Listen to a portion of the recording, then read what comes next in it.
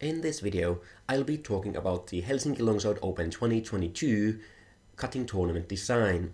If you just want to see the cutting footage, I have other videos for that. Their links are in the description. If you are interested in hearing the thought process behind creating this tournament, then this is the video for you.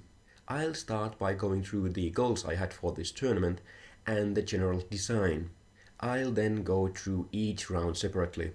And finally, I'll have some closing thoughts on the design of the tournament, things I think I succeeded at, things I would have done differently, and things to improve on. If you have any questions about the cutting tournament or the general design behind it, please pop your question down in the comment section and I'll see what I can do about them. If you are interested in reading the specific rules for the tournament, I have a link to the rules document in the description. But without further ado, let's get into business.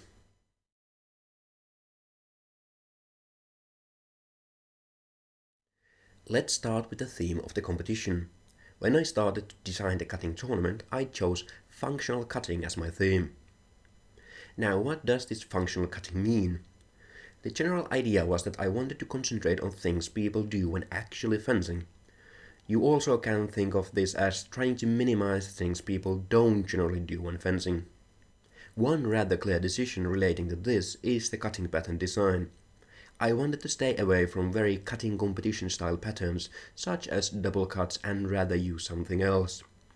For example, the competition has quite a few combinations which include a parrying action, as those are something which everyone has to do when fencing. I also want to keep away from single cuts people don't tend to use. A very clear example of this is short edge cuts, as there is not a single forced short edge cut in the competition. People are still allowed to use short edge cuts if they want and train them, but they are not required, nor do they give bonus points. I do think that double cuts and short edge cuts are a valuable training tool, and they definitely teach and test aspects of cutting skill. The problem with those is that you generally need to specifically train them. If you are a good cutter, they don't take much practice, and you might be able to do them on the first try if you are explained how to do them properly. But still, they generally require, or at least benefit from, specific training. The other thing is that I wanted to have a lot of movement outside just stepping in the competition.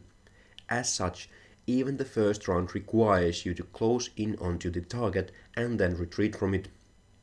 One of the biggest things when it comes to this was the final round.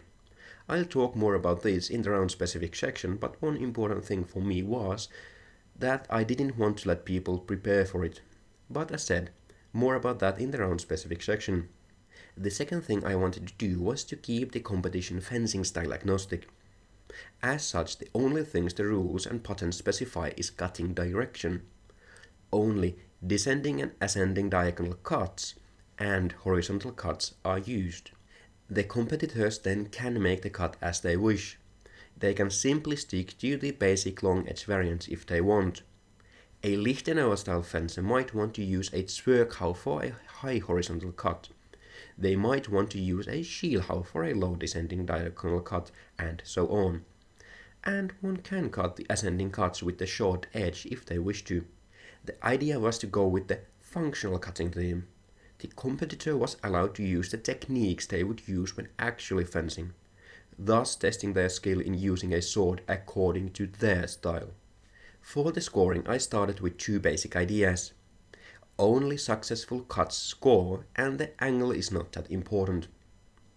The first one is obvious. If you fail to cut a piece off the mat with your cut, the cut has failed and it will not receive any points.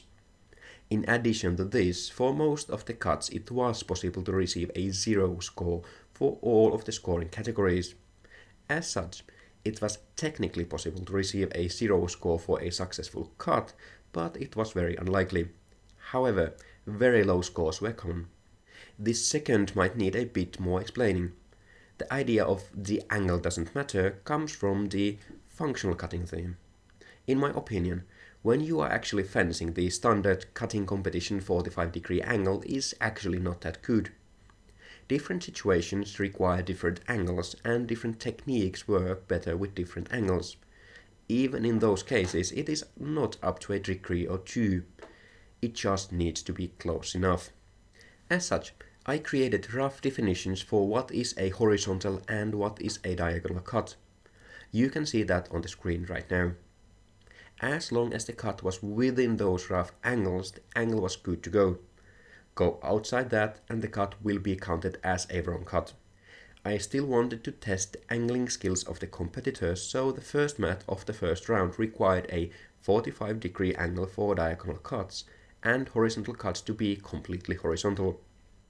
With these very lax angling rules, the idea was to allow people to use the angles they actually use when fencing. That said, they still needed to fit all the cuts on the mat, so cutting at a steep angle was not the best idea.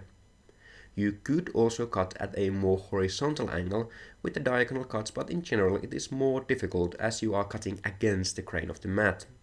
That being said, cutting relatively close to a 45 degrees was still the optimal solution, otherwise you would be making things more difficult for yourself. The other significant scoring decision was not to use a uniform scoring criteria for all mats. Some mats didn't use all of the possible scoring criteria. For example, the angle of the cut was criteria only for the mat 1 of round 1. Different mats also had different weights depending on what they were testing. If the mat was testing movement and transitions, those were worth more points. All of the possible scoring criteria were released alongside with the patents, but the patent-specific criteria were only released the week of the competition. This combined with the fact that the criteria were different for each mat was meant to make it extremely difficult to specifically train for the competition. I want people to train good cutting technique, not to game the rules of this specific competition. Related to the scoring, the competition had a single remount per round rule. Basically, this meant that once each round, not each mat, you could ask the staff to remount or straighten the mat. The idea behind this was to reduce the effect of a single mistake, which usually was knocking the mat off the stand. Especially as the scoring didn't give any points for failed cuts, I saw this being very important. It also allowed the competitors to choose what they wanted to try and cut based on their own skill if they happened to fail. Did you want to get a remount for the last 2 cuts on an easier pattern, or did you want to save it in case you failed the first cut on the second mat? Then the round structure. This was mostly dictated by the time we had for the cutting and the participant count. As such, the 3-round structure was a solid choice. The first round tested basic skills and dropped 2/3 of the competitors. The second round tested advanced skills and was used to select the 3 finalists. I decided to go with a non-cumulative score between the rounds. This has both pros and cons, and both can work equally well. The final round only had the 3 medalists. Keeping the amount of fences low allowed me to use a bit more time with each finalist. This was one of the reasons I felt it was possible to build the final round as I did. More about that in the round specific section. Finally, the sword and mat related decisions. The big thing here for me is that if the goal is to test the cutting skill of the competitors, you need to eliminate all of the other variables. The easy thing is the patterns and the mats. Naturally, the patterns are the same for everyone. All of the mats are also the same. We only used a single brand of mats and we knew the quality of that brand was consistent. All the mats were also rolled in the same way. Then the sword. The competition uses a loaner sword and it doesn't allow the competitors to use their own. The need for a loaner is pretty much a must here, as most people simply don't own a sharp sword of their own. As such, having a loaner makes it easier for people to participate. We could have allowed people to bring their own swords if we wanted. The decision to not allow this was very deliberate. If you allow people to use different swords, the competition will turn to an equipment competition. The fact is that some swords cut better than others. As we want to test the skill of the cutter and not the equipment they have access to, this limitation was an obvious one. Naturally, there is a slight advantage for those who are familiar with the loaner sword. However, in my opinion, this advantage is much smaller than it would be if people would be allowed to use whatever sword they wanted. To slightly remedy this, each fencer had 1 minute to get used to the sword before starting to cut. If you know what you are doing, this is plenty of time. Naturally, it doesn't equate to hours and hours spent with a sword, but at least it makes the issue much smaller. It also rewards the skill of knowing how a sword affects cutting and being able to figure the important things out. Also, it should be clear that a very good cutter with an okay sword will still beat a bad cutter with an exceptionally good sword. However, the sword most definitely makes a difference. Having a set sword also allowed me to design the patterns around the given sword. If you allow people to use their own swords, some of the best cutters will come with an Albion Alexandria or similar sword. This means that the patterns need to be designed to accommodate for that. With basic single mat patterns, without artificially difficult cuts, it is very difficult to have any spread between the best cutters with the best swords. The cuts are simply too easy. But if you limit the sword to a mid to high mid tier when it comes to cutting capacity, this is no longer an issue. This also became very useful with the last round, as I was able to actually choose a suboptimal cutting sword. This way the sword itself makes cutting more difficult, so I could go with simpler cuts in the patterns. Again, more about this in the round specific section. Limiting the sword to something else than the best cutting sword available also ties into the functional cutting theme. I could have easily used an Albion Alexandria or Precious Padona as the lone, as I have access to both. In addition to having the cutting pattern difficulty issues mentioned earlier, there is another downside. If you were to actually have a sharp sword in a so-called real-world situation, it is very likely that it would not be the best cutting sword available. You would also have other aspects of the sword to consider when getting a sword for a real-world use, be that in a military or self-defense sense. As a comparison, people don't tend to use the most optimized competition pistol as their service or concealed carry gun, as those are not really suitable for that. I believe the same to be true with swords. But now to their own specific designs.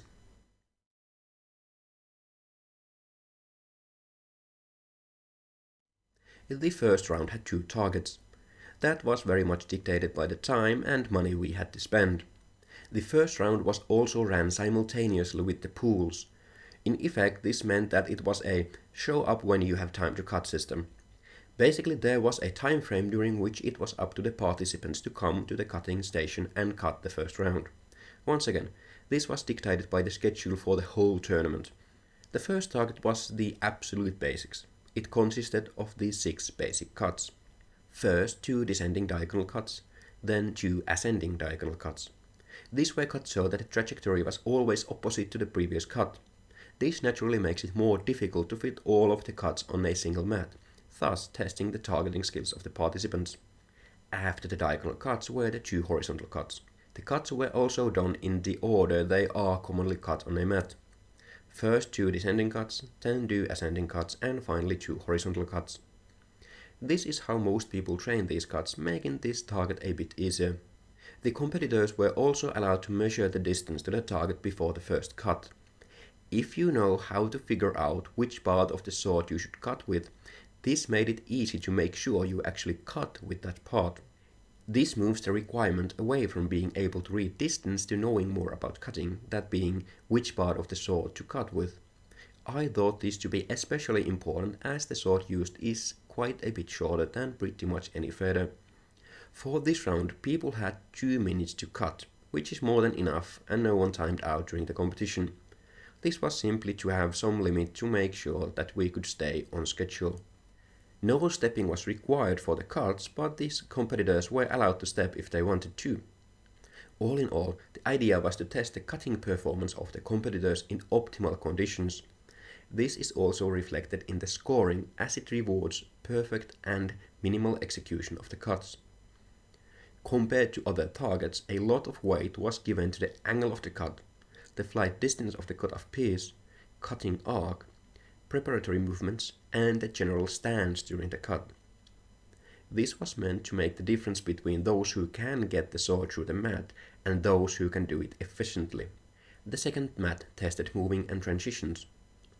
I would have liked to have the semaphore from the second round here, but it wasn't really possible. To keep a semaphore fair, you really can't allow the other participants see someone else cutting. As the first round was come cut when you have time, and there was a pool running in the same space, this wasn't really possible. The second mat consisted of 4 two-action combinations. For each combination you had to start from and return to a line roughly 4 meters from the target. This had to be done in a suitable card position. You also had to perform the specified actions with a passing step. For the parry and cut combinations you had to step with the cut. For the 2 cut combinations you had to step with the first cut. You were allowed to step with all of the action if you wanted to. The first 2 combinations were parry and cut combinations. For both you parried a cut to the non-dominant side of your head and then riposted with a cut. I would say that this is an extremely common situation in fencing. The scoring here weighted the parry and the transition heavily. If you failed the parry, such as parry too low, you could not score with the transition and the cut. The transition had to be done smoothly for maximum score. If there were significant stops during the transition, it was deemed failed and you couldn't score with the cut. For these 2 cuts, if you made a proper parry and a smooth transition, you received 1/3 of the maximum score for the whole combination. That means that if you protected yourself properly and riposted fast but completely failed the cut, you could still receive 1/3 of the score. Looking back at the competition, this was a good choice. It seems that people start to degrade their parries extremely fast when they are trying to get a riposte in. When you think about fencing, it is extremely important to actually manage to not get hit and then stop your opponent from attacking. This can be done with a proper parry and a fast riposte. Even if the attack ends up being bad, it is likely that your opponent had to go for a parry instead of being able to continue attacking. As such, I think that the scoring for these 2 combinations was pretty good. For the 2 cut combinations, I went with 2 different styles of transitions. The first is a very simple transition of cutting back along the previous trajectory. The second is cutting the same basic cut from both sides. The first one is, in my opinion, the very basic transition everyone should start with. I don't see this as much of a cutting transition as a transition to save yourself. Basically, you've missed with a cut and you need to come back up for a parry. I just made these a 2-cut combo to enforce a proper transition. The second is a very basic transition where you start the cut from a different position than you ended up in after the first cut. 2 descending cuts would have been a more common option in terms of fencing, but as these were cut to the very bottom of the mat, I chose to go with ascending cuts.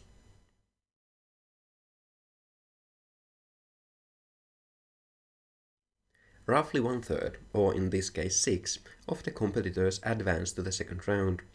Once again, we had 2 targets because of the budget. The first target was a semaphore. Basically, it was an unknown number of unknown cuts. The cut to be made was indicated with flags and the fencer would have to react immediately. Usually, semaphores are done roughly at a passing step distance, and the idea is that the fencer has to cut immediately after seeing the indicated cut. This tries to emulate being able to attack an opening rapidly after seeing one. I decided to go for a different style of semaphore. In this case, the fencer was standing roughly 4 meters from the target. When they were shown a cut, they had to immediately close in, cut, and then immediately retreat back to the starting position. Closing in to the target and retreating from it was to be done in a suitable guard. The idea with this semaphore was to simulate the case in which you detect an opening in your opponent's defense when you are not at a distance. You then want to close in and immediately exploit that opening. Basically, these are the same idea but at 2 different distances. I chose to go with this longer distance version to test movement with the sword, actually moving in guards and being able to adjust distance to the target. I also wanted to include even more of retreating from the target in a safe manner. This is basically moving backwards with a sharp sword. The pattern was the following: ascending cut from the non-dominant side, horizontal cut from the non-dominant side, ascending cut from the dominant side, horizontal cut from the dominant side, 2 descending cuts from the non-dominant side. The idea was to force cutting to heights people are not familiar with. that being ascending and horizontal cuts high and descending cuts low. This was also by design to be a good place to use the Meisterhau of the Lichtenauer style. You could use a Zwerchhau for the horizontal cuts and Krumpphau for the descending cuts. Unsurprisingly, no one did this, even though everyone I know uses Zwerchhau all the time when fencing and never cuts a high Mittelhau. The second target tested power generation and difficult transitions. This is also the target for which I include a thrust. The first cut was a short start descending cut. Basically, you had limited space to get the sword up to speed, but you didn't have to worry about stopping especially soon. This is basically a short riposte after a parry or other similar situation. The second cut was a point-in-line cut. Basically now you had the normal amount of space to accelerate the sword, but you had to be able to stop it rapidly. This simulates the situation in which you are making a proper cut but miss and have to stop the sword to keep yourself safe. Third was a thrust and cut combination. For the thrust you had to get into the target to score and get it through the target, but not too much for maximum points. The idea is to be able to make a thrust so that you can cause damage but not overcommit to the action. This proved to be rather difficult as people didn't actually make it through the target. This was also important as being able to retrieve the sword after the thrust was an important part of this combination. Basically, you would score 15 out of 22 points by making a very good thrust and retrieving the sword properly. As seen from the scoring, the cut was once again not the most important part. This was intentional, as if you thrust, you must be able to retrieve your sword to be able to defend yourself. The other option would be to go for a grapple, but I went for the option which I think is better. The last part of this math was a very difficult three-cut combination. The combination was a horizontal cut from the dominant side, an ascending diagonal cut from the dominant side, a horizontal cut from the non-dominant side. This was specifically designed to be a possible tiebreaker between the really good cutters and just good cutters. Especially as the transitions between the cuts were weighted heavily, just being able to make all three cuts was rewarded regardless of how good the cuts were.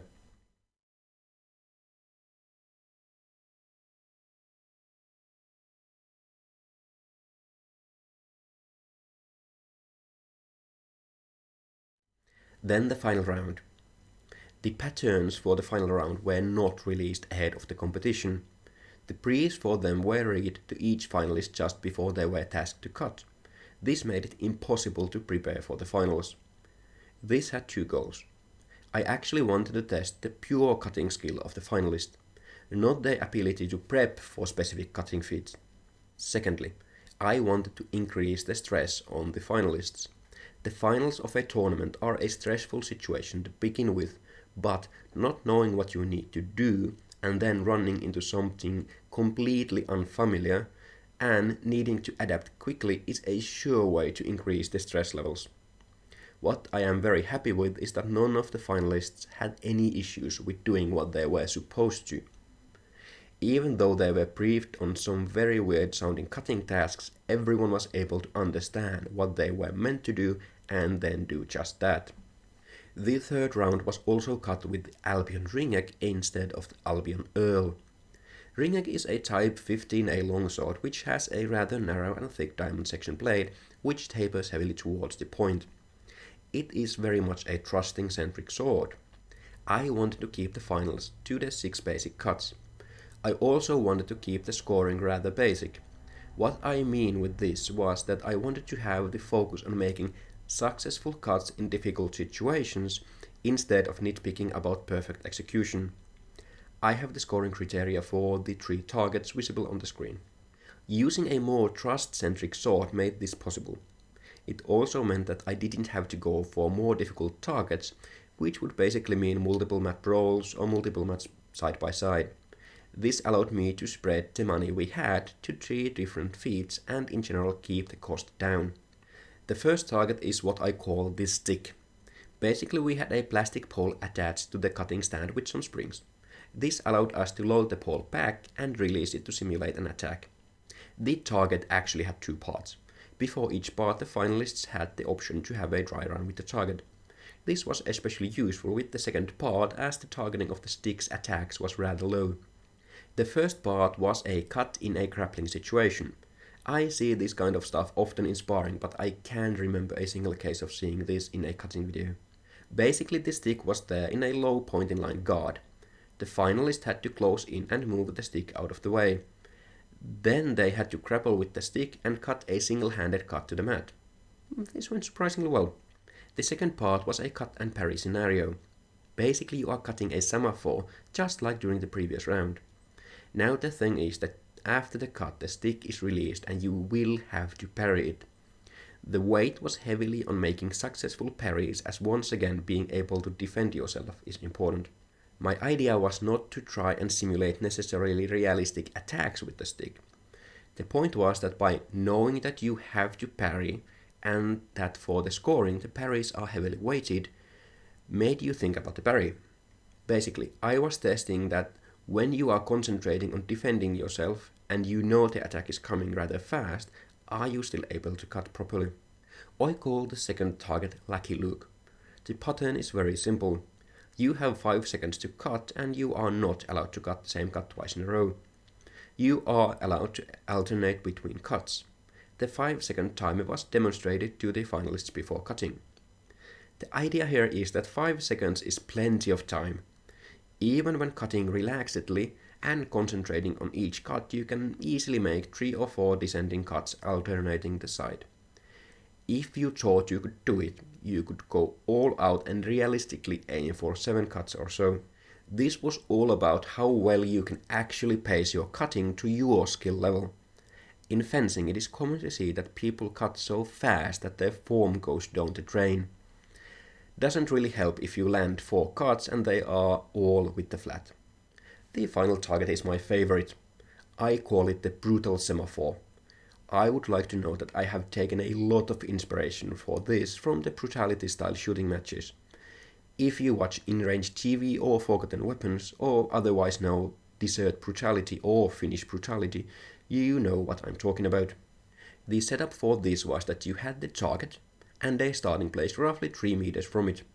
Next to the starting place you had a table. Then 15 meters or so from the starting place you had a chair. For this target the fencers were wearing a weight vest, which was roughly 89 kilos. According to my calculations, an average dry fencing kit without a sword is around 6 to 6.5 kilos. For the target, you started at the starting place with the sword on the table. You also had to carry a 16 kilo kettlebell. On the mark you ran around the chair and returned to the table. You then put the kettlebell down and picked up the sword. You were then indicated a cut. You closed into the target in a guard and cut. You could then return to the starting place any way you wanted. You put the sword on the table and picked up the kettlebell. Rinse and repeat until you run out of mat or time. The time limit was 2 minutes. The point of this was to test how well you can actually cut when you need to perform a physical activity. When you are fencing, you have to move around. When sparring, you are also wearing protective equipment, which is not known for great ventilation. All in all, you are far from optimal conditions when it comes to cutting. In this case, you kinda have to do similar things. You are physically exerting yourself and you are wearing extra weight on your body. You still need to be able to cut with a sword, which is not the best available tool for the specific task.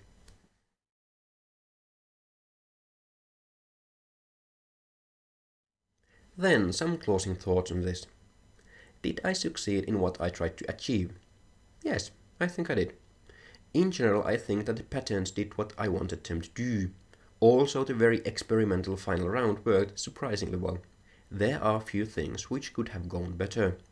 Firstly, we were running late the whole day. Partly this was because it was my first time scoring cutting.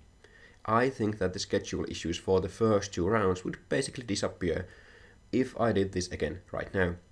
Also, we had so much extra time in the schedule that this was not that big of a deal. The finals also ran overtime a lot.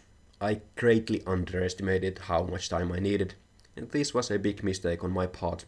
Once again, we had so much extra time in the schedule that this wasn't that big of a deal. Also, the audience seemed to really enjoy the cutting final, so I don't feel too bad about this. Still, definitely something to improve on. The third clear thing would be tweaking the scoring. A major thing was that the penalties were too big. I think I could have reduced the penalty scores by maybe a third. In general, the scoring during the first few rounds was really good at separating the really good cutters from the others. What it wasn't that good for was fine separation between the middle to bottom scoring fencers.